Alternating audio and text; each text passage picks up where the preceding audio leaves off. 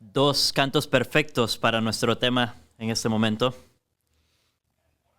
Y lo que quiero hacer con ustedes en este momento es solo ver un versículo, Primera de Juan, capítulo 2, versículo 1. Es un texto que yo sé que es conocido para todos ustedes, pero a veces nos perdemos las verdades más ricas de los textos más conocidos porque quizá no los vemos suficientemente de cerca o profundamente, ver qué es lo que dice realmente. Y este es un texto importante que es 1000 veces más profundo de lo que nos damos cuenta si solo lo leemos. Así que quiero que nos enfoquemos en este versículo muy cuidadosamente, que no quiere decir que quiero saltarme el contexto. De hecho, no quiero. El contexto inmediato es muy importante, así que voy a empezar a leer con otro texto aún más conocido, que es 2 versículos más atrás. Pero noten que está dividido por un capítulo. Así que Primera de Juan 1:9, y antes de leerlo, quiero sugerirles que hay una idea central que une estos dos pasajes y se trata del tema de la justicia de Dios.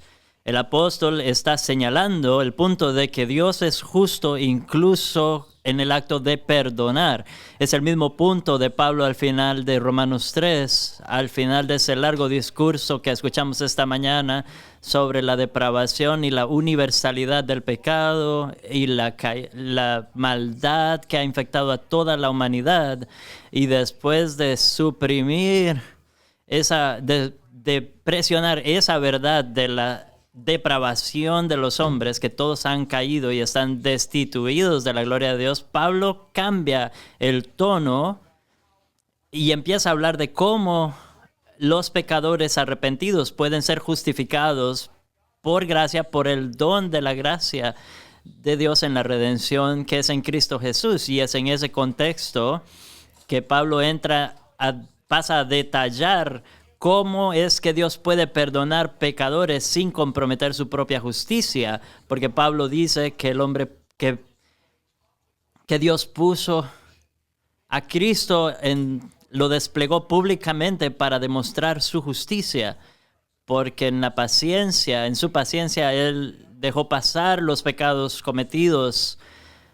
O sea que por siglos estuvo pasando por alto pecados que no podían ser expiados plenamente por los animales, y ahora ha provisto una verdadera expiación para todos esos pecados a través del sacrificio de Cristo en la cruz. Y esto lo hizo, dice Pablo, para demostrar su justicia inmutable en el tiempo presente, para mostrarse tanto como el justo como el que justifica, aquel que es de la fe de Jesús.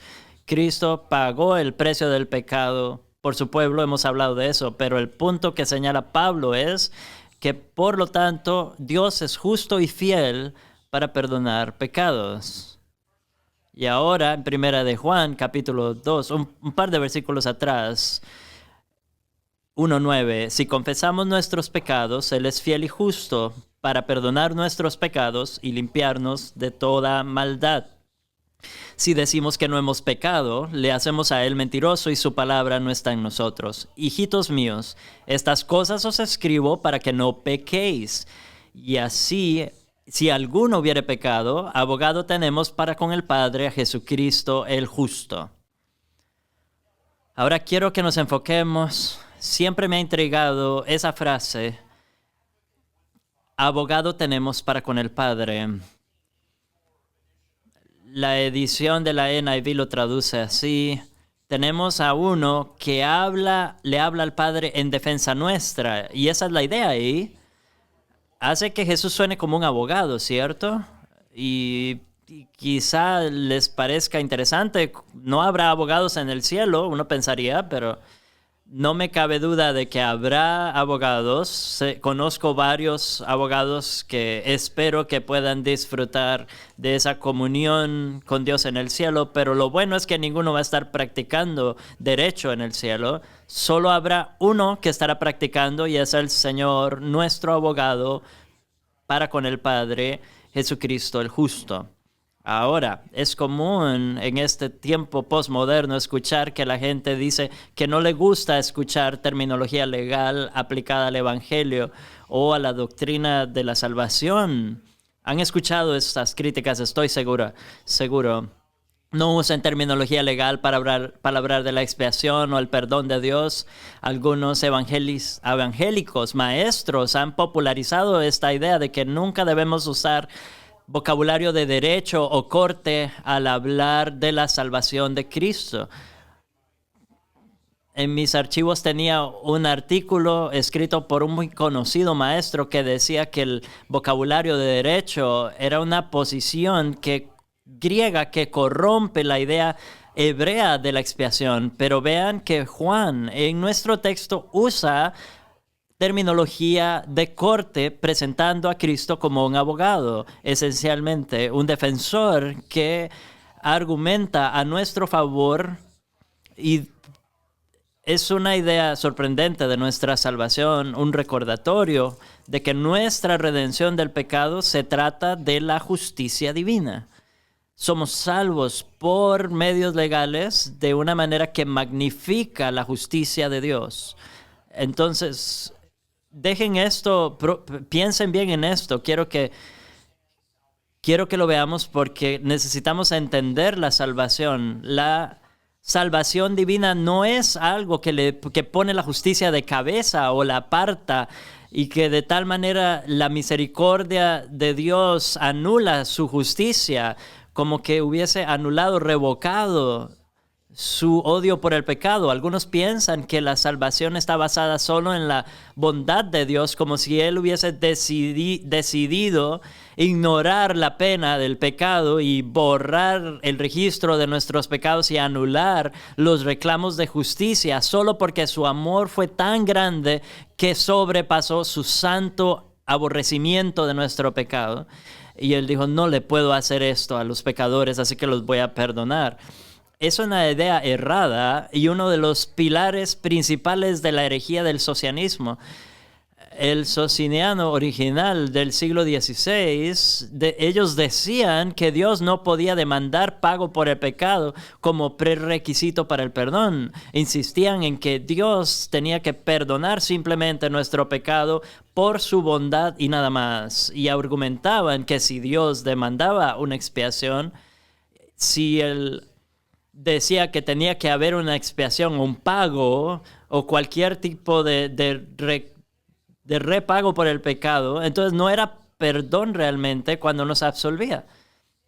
El pecado puede ser o pagado o perdonado, pero no las dos cosas. Y entonces definían el perdón de una manera que contradice y contraviene la justicia divina. Esencialmente enseñaban que Dios no podía mantener las demandas de su justicia y perdonar el pecado al mismo tiempo, así que tenía que irse una de las dos. Y ellos decían que el perdón y la justicia no eran compatibles. El perdón, por definición de ellos, anulaba la justicia. Ahora espero que puedan ver la locura de esa perspectiva, que Dios no puede ser justo y misericordioso a la vez. Imagina que la justicia de Dios y la idea de paz y buena voluntad para con los hombres son incompatibles.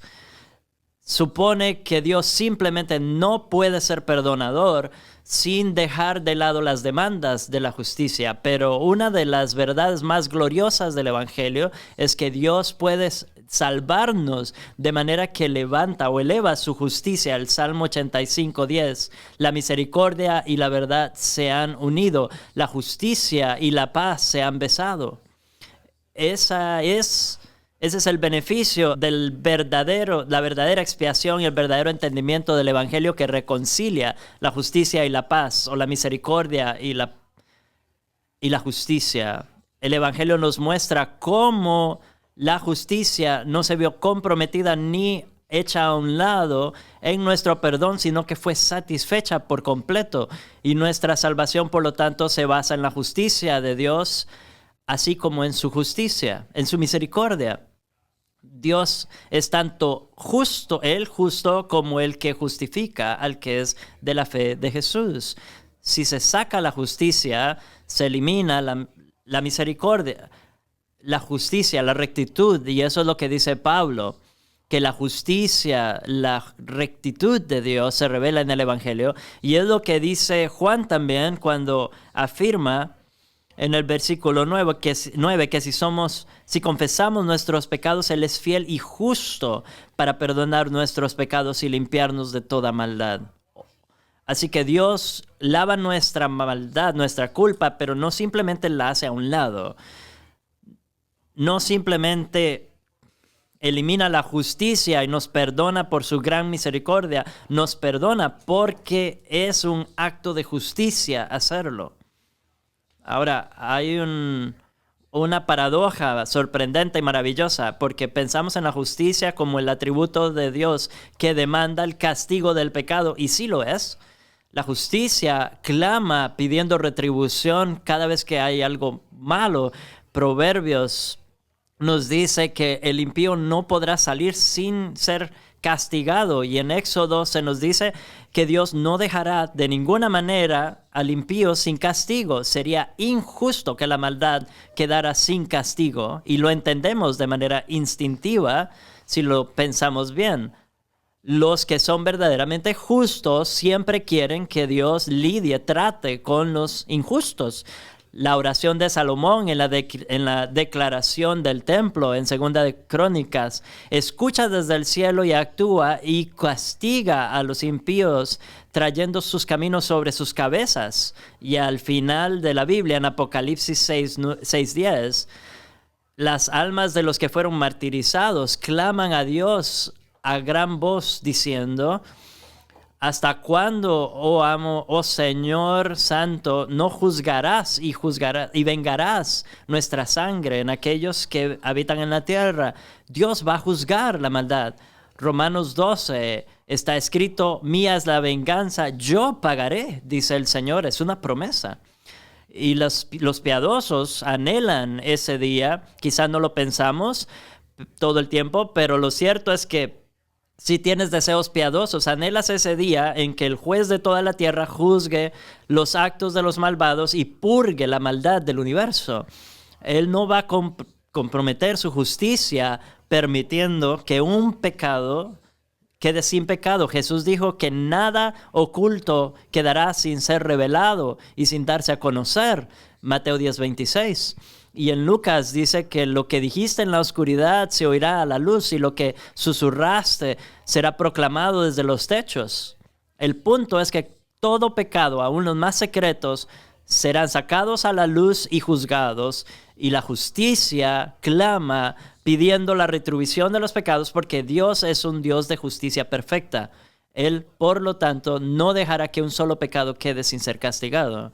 Tendemos a pensar en estas cosas de una manera superficial demasiado, tomando la misericordia de Dios por sentado e ignorando su justicia. Pero una perspectiva correcta de Dios siempre va a exaltar su justicia, su aborrecimiento del pecado, así como magnifica su misericordia y su gracia. Su misericordia no es solamente un sentimiento, es las demandas deben verse satisfechas si Dios va a perdonar el pecado. Él no puede ignorar el pecado como si no importara, y sin embargo perdona. Y para mí, una de las cosas más maravillosas del Evangelio es que explica cómo eso es posible. Cristo satisfizo la justicia a favor de todos los que salva. Él llevó la carga de su pecado, la pena de su pecado al morir en la cruz, y lo hablamos esta mañana. El Evangelio declara su justicia de tal manera que Él sea tanto el justo como el que justifica al que es de la fe de Jesús. El Evangelio no es solo un mensaje del amor de Dios, lo es, pero no solo eso. El verdadero Evangelio magnifica la justicia tanto como el amor de Dios. Pero ¿cuándo fue la última vez que pensaste en el Evangelio como un mensaje de justicia divina? Realmente, como justicia eterna, santa contra los pecadores. No la idea retorcida de la justicia social de hoy, sino la verdadera justicia. Tendemos a no pensar en esos términos e invariablemente al escuchar el Evangelio proclamado hoy, todo el énfasis está en el amor de Dios y en su aborrecimiento justo del pecado casi no se menciona. Dios te ama y tiene un plan maravilloso para tu vida. Nos encanta hablar del perdón, pero rara vez prestamos atención al hecho de que Dios demandó el pago pleno por ese pecado, y si no se hubiese hecho ese pago, no podría haber habido perdón. Hebreos 9:22, sin derramamiento de sangre no hay perdón de pecados. Lo cierto es que si la justicia de Dios no hubiese sido satisfecha plenamente, nuestra salvación no sería posible. Estaríamos condenados para siempre sin esperanza. Y por eso el apóstol Juan usa esta terminología de corte para resaltar el hecho de que nuestra salvación se basa en la justicia de Dios. Capítulo 1, 9. Él es fiel y justo para perdonar nuestros pecados. Y vean el versículo 1 del capítulo 2. Abogado tenemos para con el Padre, a Jesucristo el justo. De nuevo, una paradoja maravillosa. Pensamos en la justicia o la rectitud como ese principio que reclama nuestro castigo, pero aprendemos del Evangelio que Dios ha hecho justicia, la ha convertido en algo que clama pidiendo misericordia. Es una idea profunda y este es el tema que abrió los ojos de Martín Lutero al Evangelio al estudiar Romanos 1. Dice que no podía pasar del versículo 17, donde dice que el Evangelio revela la justicia de Dios. Y no podía pasar de ahí, que hasta lo hacía enojar y odiaba al apóstol Pablo por haber escrito ese versículo, porque decía que el Evangelio tenía que ser buenas nuevas. Pero Pablo dice que revela la justicia de Dios. Y Lutero solo podía pensar en la justicia que demanda el castigo de los pecadores. Pero finalmente se dio cuenta de que Pablo estaba hablando de algo diferente, un aspecto diferente de la justicia divina. Y de hecho Pablo estaba describiendo la cualidad de la justicia divina que demanda la salvación de los pecadores. Como está escrito, el justo por la fe vivirá. Y justo dice que fue como que se le abrió una ventana al cielo y finalmente vio la justicia de Dios desde una luz diferente y llegó a amar ese atributo de Dios que antes había odiado. Y aquí hay un punto importante en todo esto. A menos que veas la justicia de Dios como algo tan importante como su misericordia para lograr tu salvación, no vas a amar su justicia como debes. Pero si entiendes que la salvación no solamente cumple la misericordia divina, sino que también magnifica la justicia divina, ese hecho va a ser algo maravilloso para detener el pecado en tu vida. Vean el versículo de nuevo. Hijitos míos, estas cosas os escribo para que no pequéis. Este es un incentivo para resistir la tentación, y esta mañana quiero llevarlos a ver el pasillo de la justicia del cielo para examinar esta paradoja de cerca. Y quiero que vean solamente 3 cualidades sorprendentes en esta corte que son sorprendentes y maravillosas. 3 características que quizás no son lo que ustedes esperarían en un escenario donde lo principal es la justicia. Tenemos al abogado, que es Cristo. Tenemos el veredicto, no es culpable. Y el principio que provee la rehabilitación del culpable. Veamos a estos individualmente. Primero el abogado, nuestro abogado, Cristo mismo. Es sorprendente.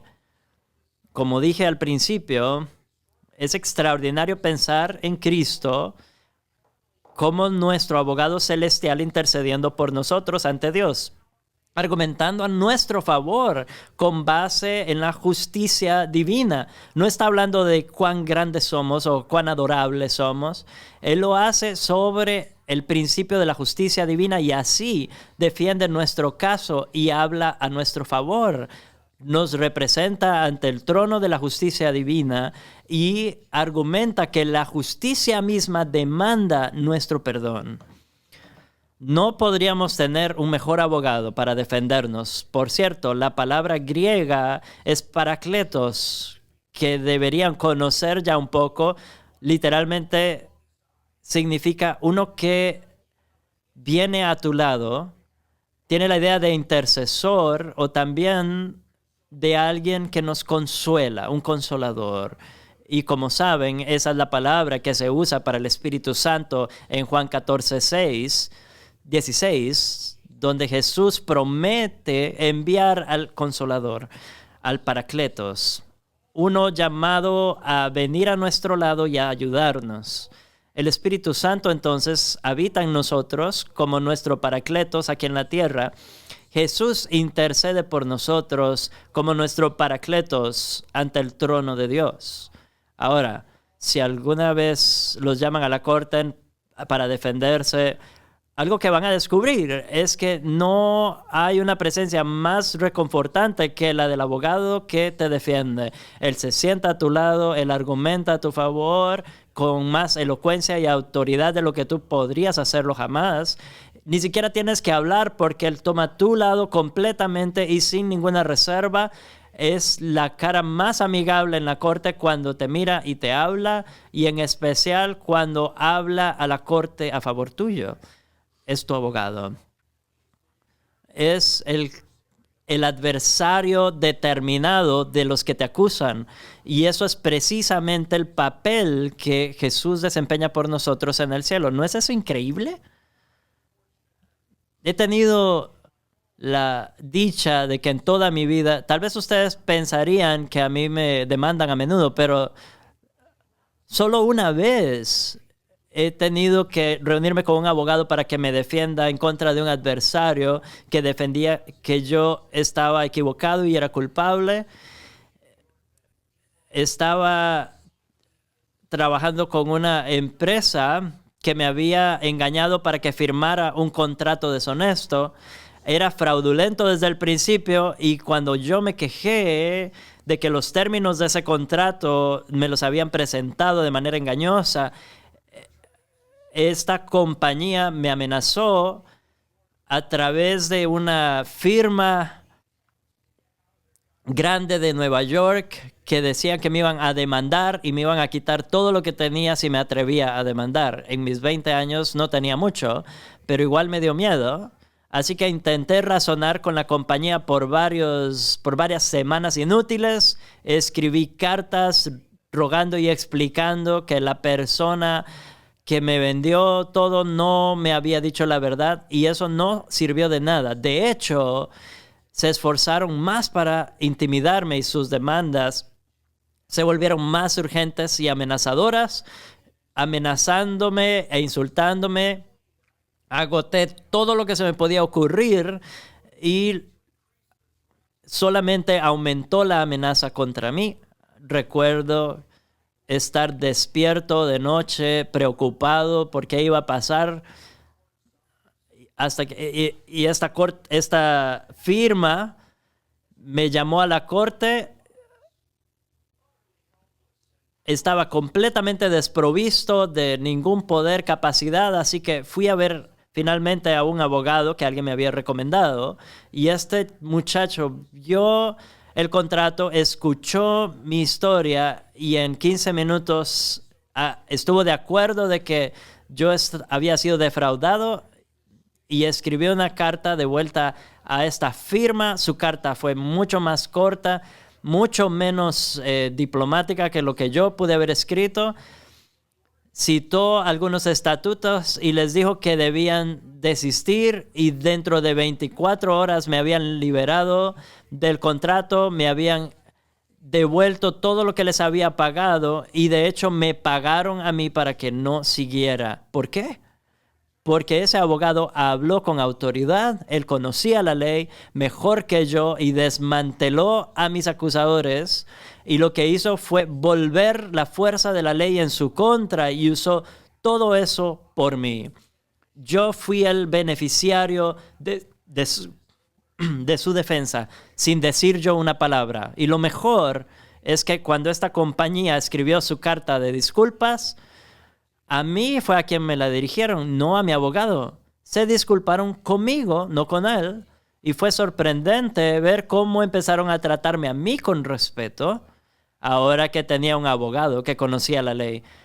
Ese abogado me gustó, les digo. Creo que me cobró como $50 por una carta. Y el tiempo que duró en ella fue algo rápido. Gana mucho dinero, claro. Menos de 10 minutos lo hizo. Pero nunca estuve tan feliz de pagarle a alguien $50 en toda mi vida. Si alguna vez está en una situación así, quizá ustedes lo piensan 2 veces antes de decir más chistes de abogados. Si tienes al abogado correcto, ahora no hay ninguno mejor que Jesucristo. No hay nadie que pueda argumentar con más poder y persuasión. Y él nunca pierde un caso, nunca. Noten con quién está argumentando. Él es nuestro abogado para con el Padre. Él nos defiende ante el Padre Celestial. Ahora, no crean que Él es nuestro abogado amigable, que está ante un juez duro, un magistrado duro. Él está rogando ante un Padre amoroso que no solo lo ama a Él, sino que ama a las personas que Él defiende. Así que en esta corte no solo el abogado tiene una buena disposición hacia nosotros, sino que el juez también está de nuestra parte. Algunos imaginan que Cristo nos tiene compasión, pero el Padre es duro y entonces Jesús tiene que rogarle para vencer su hostilidad hacia nosotros. Como si Dios se nos opusiera insistiendo en la retribución, pero Cristo tiene que interceder desesperadamente en nuestro favor para cambiar la actitud del Padre hacia nosotros y vencer al juez, la hostilidad de este juez contra nuestro pecado. Si así se imaginan ustedes la defensa de Cristo, tienen que quitar esa idea de su mente, porque en esta corte celestial, el juez ya está predispuesto a perdonar. Él está tan entusiasmado por nuestro bien como el abogado que nos defiende, y es Él, el Padre, el juez, el que envió al Hijo a convertirse en nuestro Salvador. Primera de Juan 4:10, y este es el amor, no que nosotros amamos a Dios, sino que Él nos amó primero y envió a su Hijo en propiciación por nuestros pecados. Así que el Padre y su Hijo, ambos, están inclinados hacia la misericordia. Salmo 130 dice que en Jehová hay misericordia y con Él hay redención en abundancia. Y en el Salmo 86 dicen, tú, Señor, eres bueno y perdonador y abundante en misericordia para con todos los que te invocan. Y luego añade, tú, oh Señor, eres un Dios compasivo y lleno de gracia, lento para la ira y abundante en misericordia y verdad. Y en Isaías 55:7 dice que Dios perdonará abundantemente.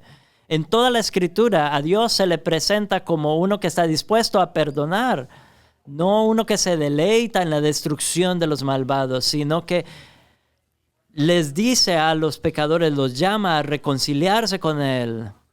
Y el obstáculo desde nuestra perspectiva es la justicia. ¿Cómo es justo perdonar? De nuevo, el sacrificio de Cristo responde esta pregunta de manera satisfactoria. Versículo 2. Él es la propiciación por nuestros pecados. Capítulo 1, versículo 7. La sangre de Jesucristo, su Hijo, nos limpia de todo pecado. Pero no nos adelantemos. Cabe preguntar que si Dios está dispuesto a perdonar, dispuesto a ser misericordioso y nos ama, y Cristo pagó la deuda que demanda la justicia, ¿por qué sería necesario que alguien le ruegue al Padre a nuestro favor? ¿Por qué el Hijo debe ser abogado ante el Padre? ¿Por qué necesitamos un abogado celestial si Dios ya nos quiere perdonar? Hay una respuesta, y es porque hay alguien que nos acusa, Satanás, que en Apocalipsis se le llama el acusador de los hermanos, que constantemente trae acusaciones en nuestra contra ante el trono, ante la corte de Dios.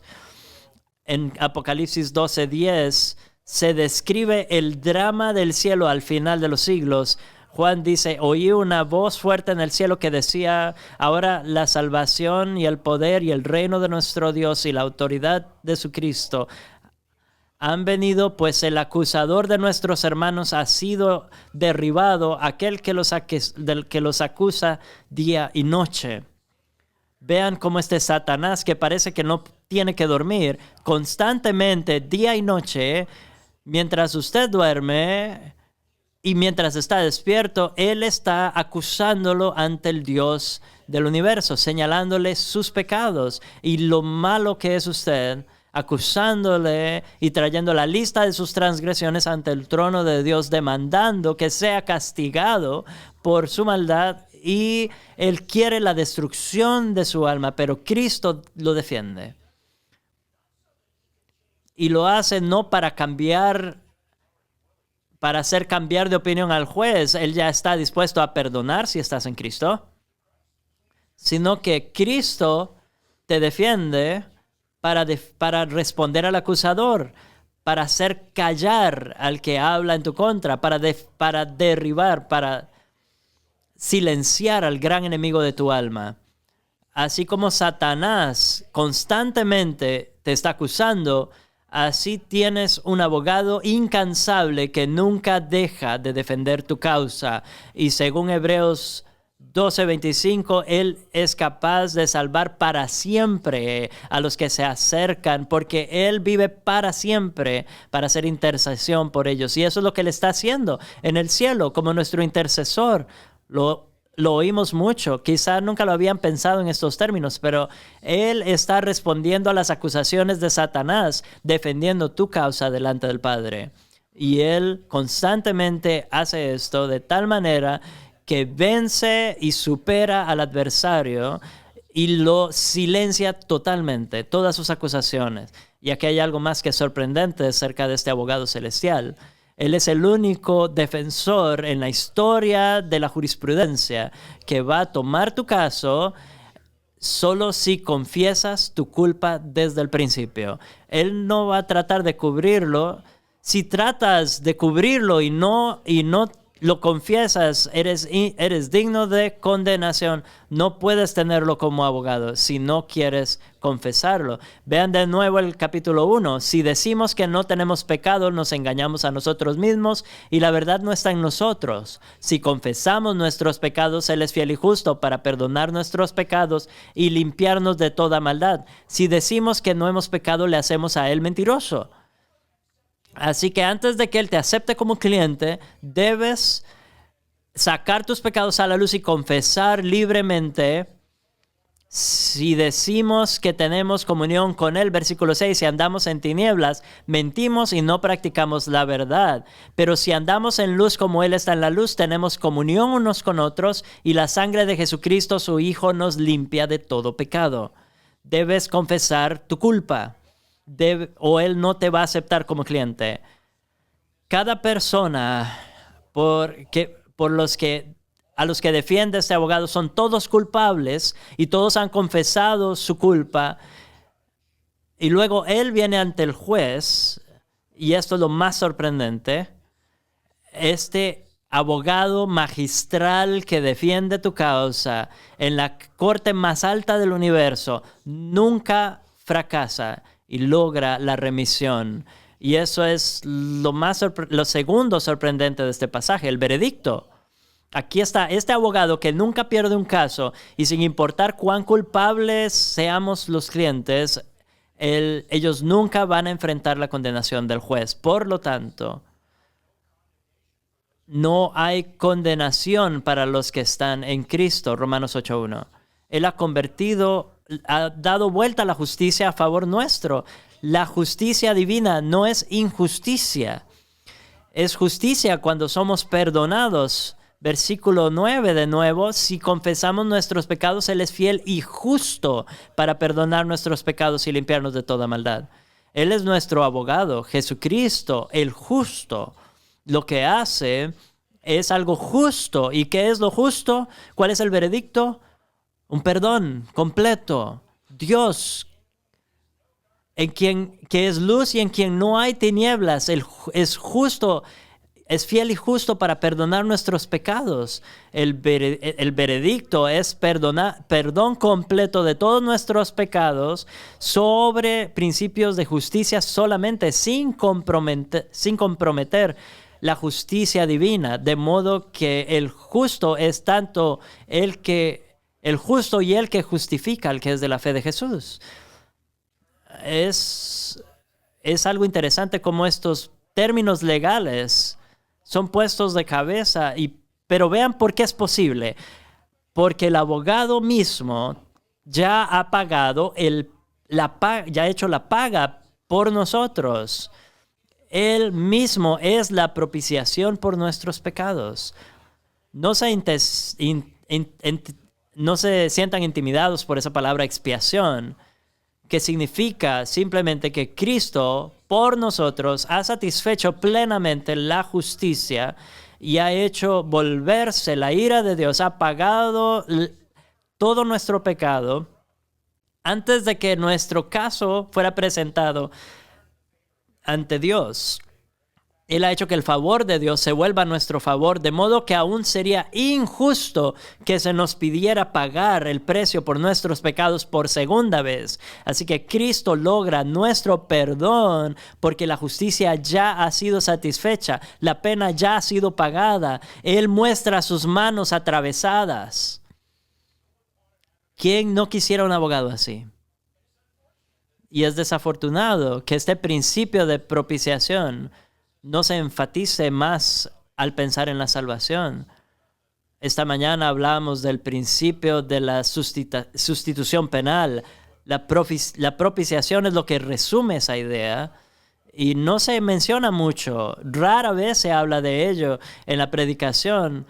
En la mayoría del evangelio del mundo evangélico popular, el énfasis, como ya he dicho, es la misericordia y el amor de Dios, y sí es algo importante. Fue el amor de Dios el que lo movió a entregar a su Hijo como sacrificio por los pecados para que el perdón fuera posible.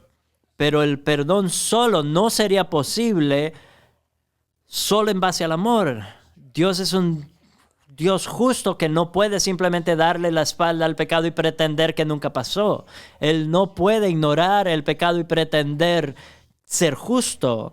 Ignorando la injusticia, algo tiene que hacerse con el pecado. Hay un precio que debe pagarse. El principio de la justicia debe verse satisfecho. La ira de Dios debe ser satisfecha. Si Dios simplemente ignora el pecado, Él de hecho sería culpable.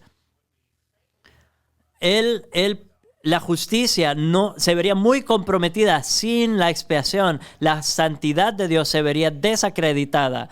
De hecho, instantáneamente Dios castigó, condenó al diablo y a todos sus ángeles que pecaron contra él, echándolos del cielo, y algún día los va a echar al lago de fuego, donde van a sufrir el castigo por la eternidad y no tuvieron oportunidad de salvarse. Dios los condenó en el momento que pecaron. ¿Cómo puede un Dios cuyo estándar de justicia es tan alto, cómo puede Él excusar el pecado de la humanidad sin demandar el precio por el pecado de Adán y Eva y de todos los que están en Adán? Alguien tenía que pagar. Y tenía que ser un hombre, un ser humano el que pagara, no una cabra ni una vaca. Y si ese hombre debía pagar por otros, tenía que ser un hombre sin pecado propio que expiar. Y por esta razón, Cristo se hizo hombre, el hombre perfecto, perfecto en justicia, santo, inocente, sin manchas, separado de los pecadores, exaltado sobre los cielos. Hebreos 26.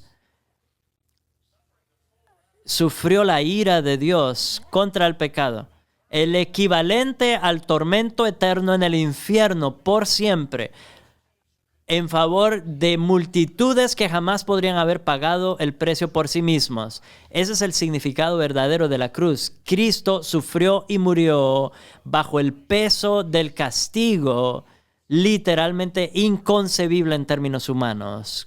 ¿Cómo pagó ese precio?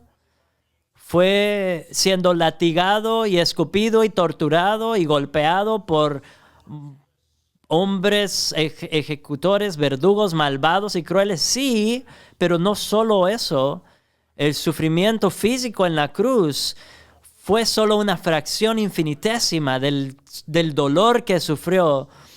Sangrar y sudar y tener sed y los huesos y los latigazos y los clavos y las espinas, todo eso puede parecer muy dolorosas y ciertamente le dieron mucho dolor terrenal, más que el que cualquier hombre podría haber soportado, pero solo eso no habría sido suficiente para expiar el pecado. De hecho, el trauma físico solo era una muestra minúscula de los verdaderos sufrimientos de Cristo, porque como lo muestra ese drama de la cruz romana, hubo otro castigo que afligía el alma de Dios en el reino espiritual. Él sufrió todo el peso de la ira de Dios contra todos los pecados de todo su pueblo por todos los tiempos. Dios derramó su santa ira en contra del pecado sobre la persona de su propio Hijo. Muchos siglos antes de la crucifixión, el profeta Isaías vio un vistazo de esto, de la expiación. Al ver este evento de manera profética, vio la crucifixión desde la perspectiva del cielo. Y esto fue lo que él escribió. A Jehová le plació aplastarlo. Y ese mismo versículo habla acerca de Cristo ofreciendo su alma como una ofrenda de culpa. Fue Dios quien castigó a Cristo en la cruz. Las palabras de Isaías: todos como ovejas nos habíamos descarriado, nos habíamos ido por nuestros propios caminos, pero Dios hizo que nuestra maldad cayera sobre él. Versículo 6 de esa misma descripción profética de la cruz. Cristo sufrió un castigo infinito, más de la ira de Dios, de lo que usted o yo podríamos sufrir, incluso si pasáramos la eternidad en el infierno, y para pagar el pecado de todos los creyentes. Y habiendo sufrido de esta manera, puede defendernos ante Dios en perfecta justicia. Y es el único que tiene el fundamento para hacerlo por lo que sufrió. Él puede ser nuestro abogado ante el trono de la justicia divina a favor de pecadores despreciables, los peores pecadores, y Él puede lograr su perdón total porque la justicia se ha visto plenamente satisfecha por su sacrificio perfecto. Es una verdad que debemos tener presente al considerar el perdón de Dios en una sociedad donde los culpables salen libres a cada rato. En California es algo de todos los días. Por algún tecnicismo son perdonados, por algún jurado estúpido, algún juez injusto, abogados malvados. Y vemos eso con resentimiento, porque es algo horrible, una justicia horrible. Pero nadie se puede quejar de ninguna injusticia en la corte de Dios donde los pecadores son perdonados, porque el precio de esa justicia ya ha sido satisfecho y pagado por completo. Así que si estás en Cristo, tienes un abogado perfecto para con el Padre, a Jesucristo el justo. Puedes presentarte con confianza ante el trono de Dios y tener toda la seguridad de que hallarás gracia para tu oportuno socorro. Con plena confianza sabes que no hay condenación para los que están en Cristo Jesús. Puedes estar seguro de que Él te sostendrá y descansar en la promesa de que no serás condenado porque ya pasaste de muerte a vida.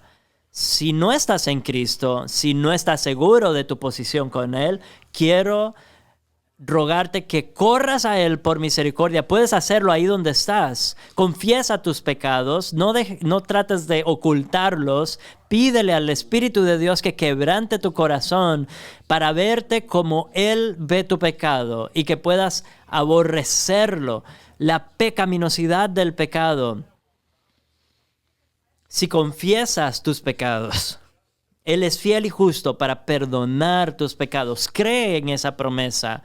Él es fiel y justo para perdonar a los que vienen a Él en Cristo. Y quiero que veas ahora una tercera característica notable de este pasaje. Hablamos del abogado, del veredicto y ahora la rehabilitación del culpable. El efecto de todo esto. Cristo, la obra de Cristo, ha ganado para nosotros mucho más que el perdón de nuestros pecados.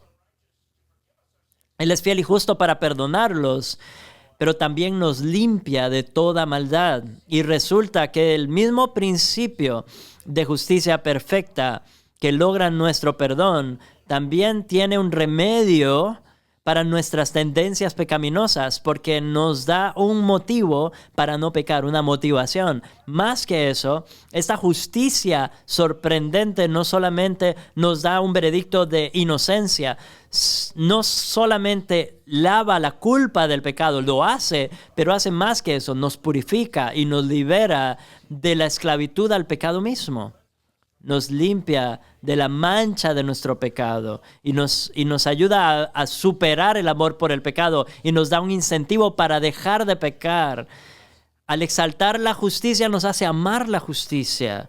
Vean la frase: hijitos míos, estas cosas os escribo para que no pequéis.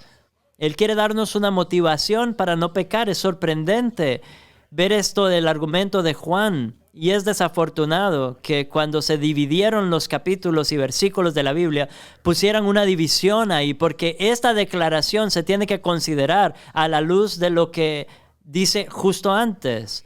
En el capítulo 1, 3 veces el apóstol nos recuerda que somos pecadores culpables y que debemos confesarlo. Versículo 6, si decimos que tenemos comunión con Él y andamos en tinieblas, mentimos y no practicamos la verdad. 8, si decimos que no tenemos pecado, nos engañamos a nosotros mismos y la verdad no está en nosotros. Y 10, si decimos que no hemos pecado, le hacemos a Él mentiroso y su palabra no está en nosotros. Y el versículo 9 tiene esa promesa maravillosa del perdón pleno, de que si confesamos nuestros pecados, Él es fiel y justo para perdonar. Siempre ha habido personas que creen que el principio que Juan presenta aquí, la doctrina, es peligrosa para andar en santidad. Incluso los que tratan de explicar o disminuir la fuerza de esta promesa del perdón gratuito. En la conferencia Shepherds había varios hombres en un panel.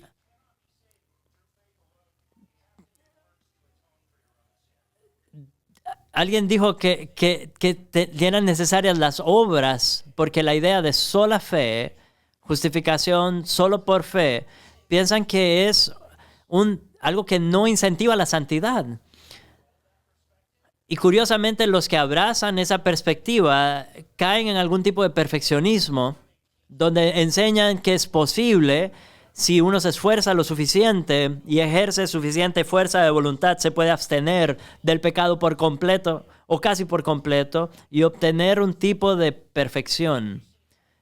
Y eso le pone de cabeza el mensaje de Juan, porque cualquiera que piense haber alcanzado alguna perfección está en la situación que Juan condena en el versículo 8, los que dicen que no tienen pecado. El mensaje de Juan es claro: pecamos, todos pecamos a menudo y pecamos miserablemente y debemos confesar nuestros pecados ante Dios, odiar nuestro pecado tanto como Él, pero es posible y a veces ocurre que la mente carnal se aferra a esta verdad o aparte de esta verdad y piensa, bueno, puedo seguir pecando porque soy justificado, y si yo peco y Dios perdona el pecado, entonces me puedo rendir y pecar para que abunde la gracia. Y Pablo anticipó ese argumento en Romanos 6 y dijo que es algo impensable, que nunca sea así. ¿Cómo puede ser que los que morimos al pecado sigamos viviendo en pecado? Pero el apóstol Juan aquí está diciendo lo mismo. Dice que estas verdades, estas cosas deberían evitar que pequemos. En lugar de pensar en la gratitud de esa gracia, para pecar esta doctrina debería evitar que pequemos. Si piensas que la gracia significa licencia para pecar, debes examinarte a ver si realmente estás en la fe. De hecho, la conciencia se retuerce ante tal abuso de la justicia, de la misericordia de Dios. El precio que Cristo pagó por nuestros pecados es cruel. ¿Vamos a odiarlo a Él por lo que hizo por nosotros? ¿Vamos a maldecirlo por habernos bendecido? ¿Qué clase de monstruo utilizaría la misericordia de Dios para deshonrarlo? ¿Volveremos a crucificar a Cristo y avergonzarlo? Nadie que confía en Cristo y cree en Cristo verdaderamente, bíblicamente, podría tratar su misericordia con ese tipo de desprecio malvado y seguir viviendo en pecado sin sentir ninguna convicción de pecado. Los que lo conocen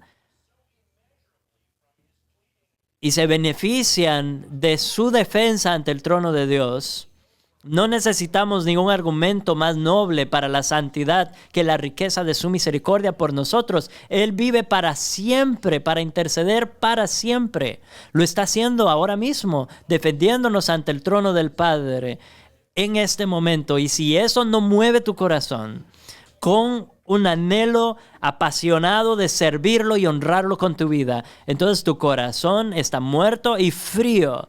Y ese pecado deberías confesarlo hoy para que Él te perdone y te limpie de toda maldad. Espero que pienses cuidadosamente en estas cosas, que contemples la sorprendente justicia que provee el perdón, y que estas verdades penetren en tu alma y enciendan tu corazón en un celo por su justicia, que es la misma justicia que hizo girar la justicia de Dios en tu favor y te dio una posición correcta delante de Dios, y a partir de ahora te garantiza una eternidad de bendición inimaginable. No hay un argumento mejor para promover la santidad. Oremos. Padre, confesamos que somos pecadores miserables, incapaces de salvarnos a nosotros mismos, y te damos gracias por enviar a Cristo, no solo para ser la propiciación de nuestros pecados, sino para ser nuestro abogado celestial. Llena nuestros corazones de gratitud y alabanza, y que tengamos un amor verdadero por tu justicia, al saber que la justicia divina garantiza nuestra salvación y nos mueva a vivir de manera justa para la gloria de Dios en nuestro abogado Jesucristo. En su nombre oramos. Amén.